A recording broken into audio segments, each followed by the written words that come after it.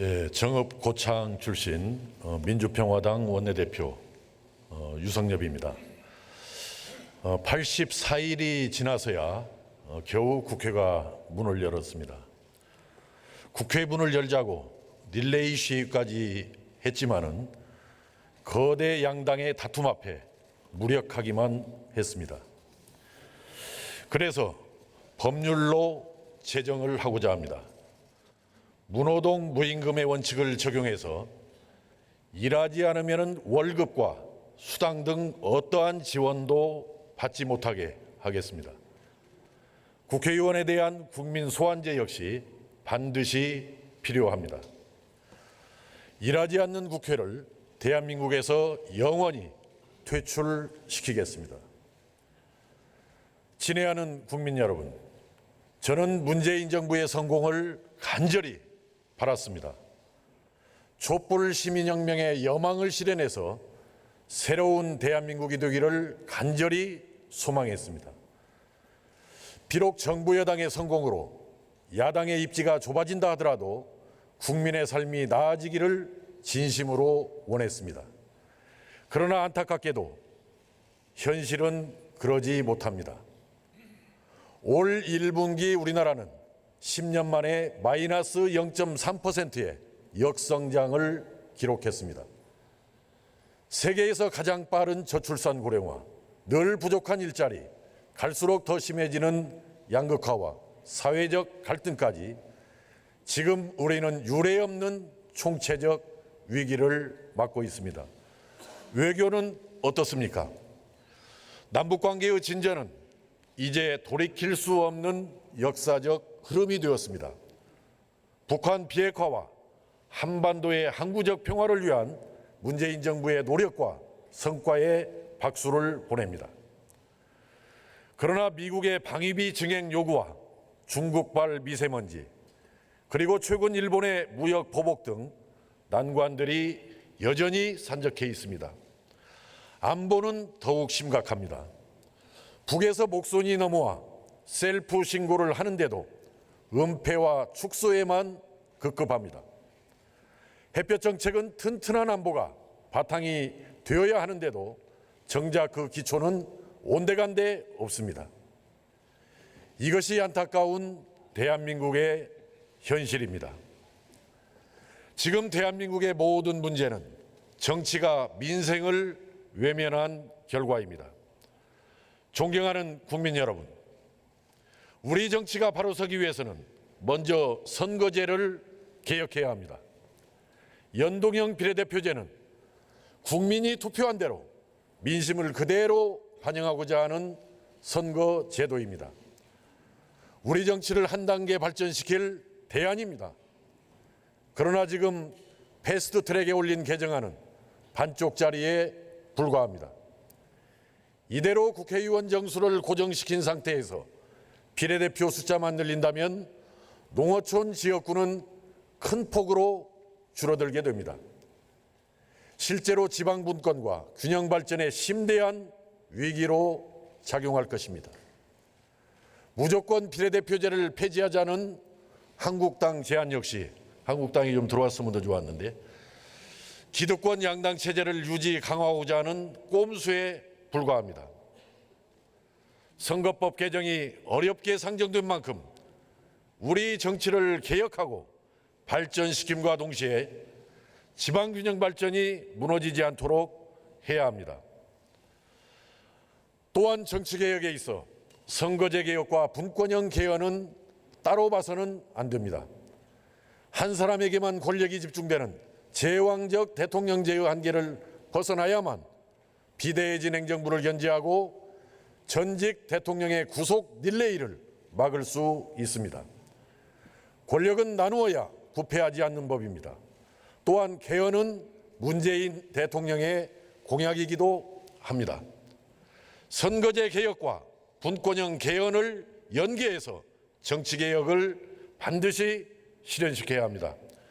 존경하는 선배 동료 의원 여러분, 이명박 박근혜 정부는 국정을 농단하고 적폐를 쌓았으며 남북관계를 파탄내고 경제까지 망친 정부들이었습니다. 그런데 오히려 문재인 정부의 경제 성적이 경제까지 망친 이명박 박근혜 정부보다도 더 나빠지고 있어서 걱정이 이만저만이 아닙니다. 김대중 정권은 98년 취임 첫해 IMF 경제 위기를 극복하느라 마이너스 5.5%로 시작을 했습니다마는 99년부터 2002년까지 연평균 8%의 경이적인 성장률을 보였습니다. 그러나 노무현 정권 들어 연평균 성장률이 4.7%로 낮아졌습니다. 이명박 정권 3.3%, 박근혜 정권 3.0%로 급격하게 추락했습니다. 문재인 정권 들어서는 이보다도 더 낮은 최근 2년간 2.9%를 기록하더니 올해는 2% 초반에 머무는 사상 최악의 경제 성적표를 받을 것으로 예상되고 있습니다. 경제 정책의 실패입니다. 소득주도 성장의 의도는 이해할 수 있으나 방법이 완전히 틀렸습니다. 진정 소득을 늘리려면 감세를 해야 합니다. 지난 6년간 근로소득세의 수입은 2배 가까이 늘었습니다. 월급은 제자리인데 세금만 2배로 늘었습니다. 근로소득세를 대폭 낮추어야 합니다. 또한 유류세 역시 즉각 폐지시켜 국민들의 부담을 덜어주어야 합니다. 감세 없이 임금으로 소득을 올리려다 보니 실질 가처분 소득은 오히려 감소한 것입니다. 소득 감축 경기 후퇴 정책이다. 좌회전 깜빡이를 넣고 후진하고 있다라는 뼈아픈 지적들이 나오는 이유인 것입니다. 또한 문재인 정부가 주장하는 혁신 성장은 산업 구조와 교육, 노동시장의 전반적인 혁신으로 경제 성장을 도모하겠다라는 것이지만 정작 가장 중요한 공공부문 축소 개혁에 대한 내용은 전혀 없어서 문재인 정부의 혁신 성장은 무개념이라는 그러한 지적을 면치 못하고 있는 것입니다. 이러한 경제정책의 실패는 곧 성장률 하락으로 직결됩니다. 정부는 올해 성장률을 2.4에서 2.5%로 전망하지만 5년간 단 한 번도 못 맞춘 것을 감안하면 희망사항에 불과합니다. 오히려 시장의 전망대로 2%대 초반 또는 1%대 후반이 될 가능성이 매우 높습니다. 잃어버린 20년이라는 장기 불황의 늪에 봉착할 수도 있습니다. 정부는 대외경제 탓을 하지만 해묵은 단골 핑계일 뿐입니다. 더 큰 문제는 이명박, 박근혜, 문재인 정권 모두 확장재정, 즉 세금 더 걷어서 쓰는 것 말고는 대안을 제시하지 못하고 있다는 것입니다. 재정지출을 포함한 공공부문의 지출은 일반적으로 수익성 또는 생산성이 낮아서 민간 부분이 외면하는 분야에서 주로 이루어집니다. 즉 구축 효과가 발생하는 재정정책을 장기적으로 사용하는 것은 결국 나라의 성장 잠재력을 깎아먹는 고육지책일 뿐입니다. 재정 건전성도 문제입니다. 정부는 국가 채무 비율이 40% 수준이라 괜찮다라고 하지만 이는 향후 적자가 확실한 국민연금, 건강보험을 전혀 고려하지 않는 수치인 것입니다.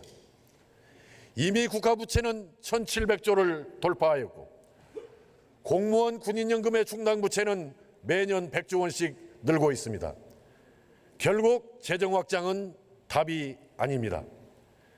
열이 난다고 해서 해열제만 먹이는 것은 임시방편에 불과합니다.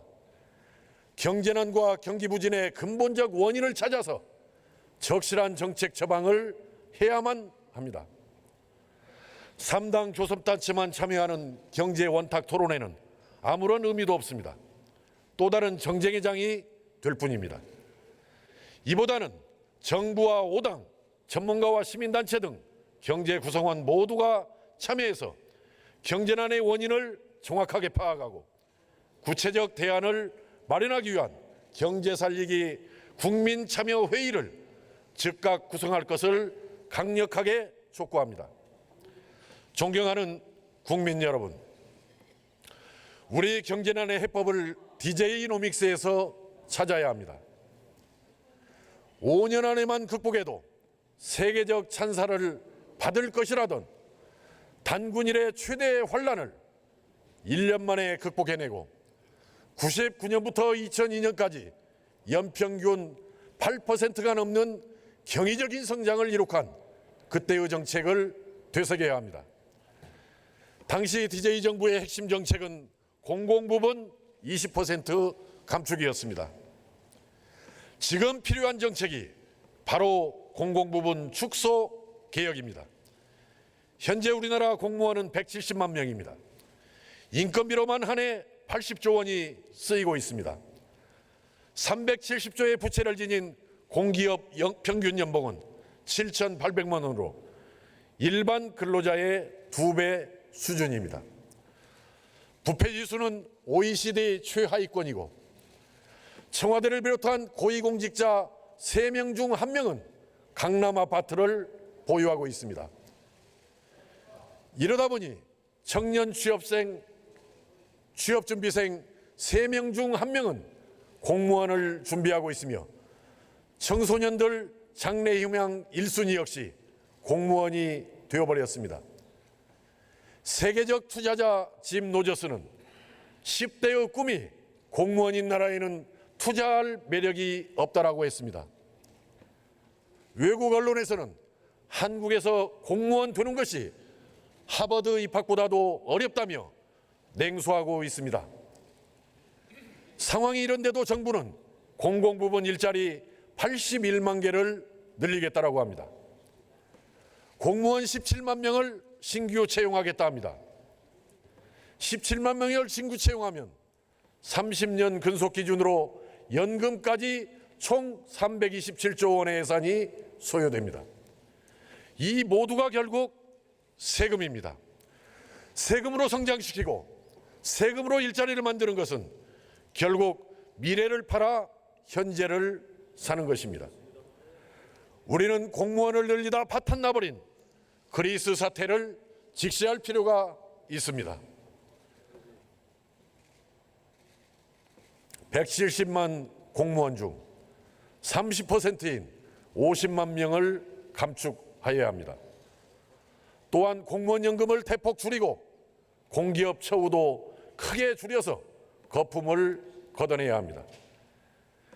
그래야 우수한 청년들이 민간으로 진출하게 되고 경제가 선순환하게 됩니다.